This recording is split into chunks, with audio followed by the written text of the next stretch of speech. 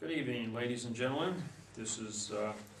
My name is Plenipotentiary Judge David-Wynn Miller. I punctuate my name because it makes me a fact and not an adjective pronoun fiction.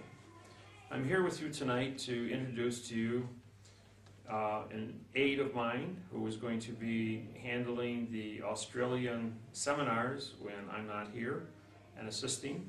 He is very knowledgeable and has spent hundreds of hours in study and over the years to produce a program equal to and complementary to what we are doing to bring this planet out of its adverb world for 8,500 years into a correct sentence structure communication syntax organization.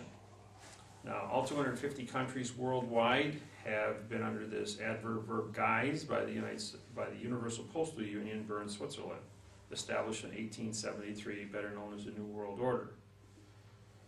But as times are changing, education is expanding, this technology has been perfected, and the people of the world are tired of being raped through taxation, raped through misinformation, the subjective interpretation where privileged few are allowed to go free from committing crimes and others are slapped with serious fines, prison terms for absolutely nothing.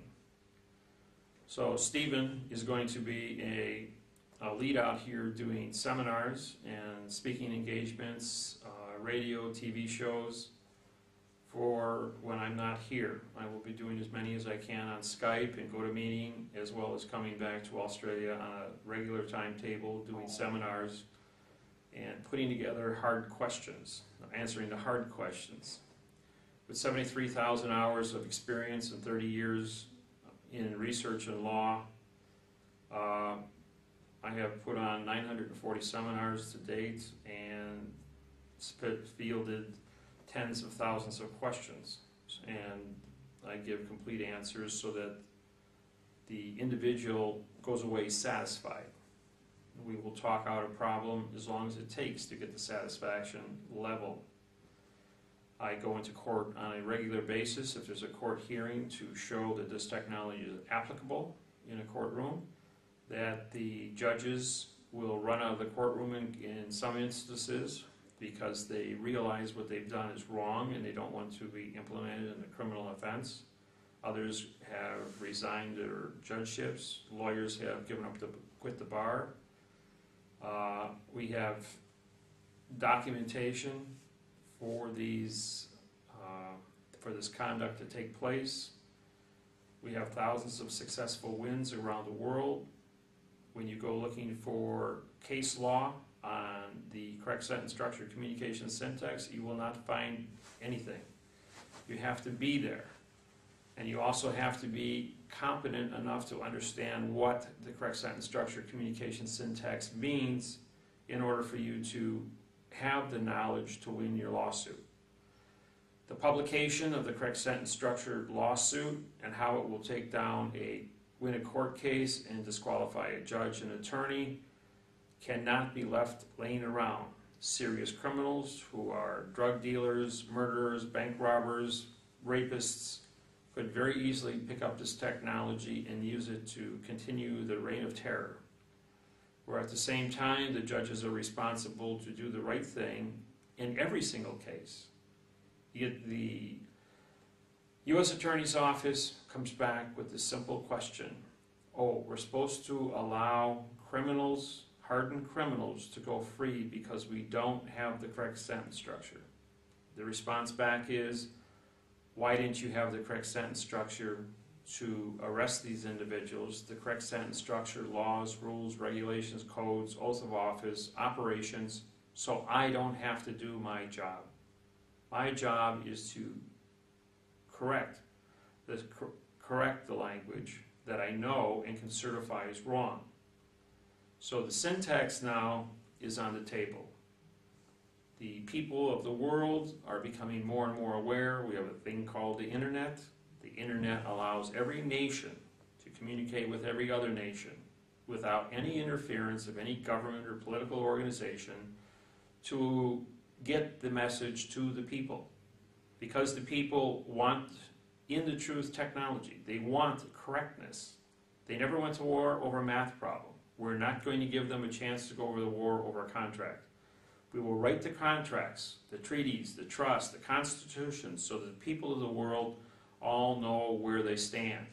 And if they know where they stand in a mathematical procedure of communications, written frontwards and backwards, so it's certified that no matter how they look at it, there is no subjective interpretation as to what it means or how it is said. We certify the 1 in 900 definitions of all words. And so with this level of accuracy, we are going to change this world. We are going to bring it together under one world order of correctness, just like mathematics. And we are going to continue writing constitutions and contracts, publishing them on the internet so that the world can see all at the same time what the rules and regulations are of the conduct, of how organizations must operate, how governments must operate, and the freedom of the speech, freedom of the press, freedom of the travel, freedom of the grievance, the freedom of the voting. We're going to use prepositional phrases to certify that these things exist, and we're going to do it in the correct manner. Now, I'd like to introduce to you a man I've been working with named Steve, and he is going to say a few words to you. Thank you.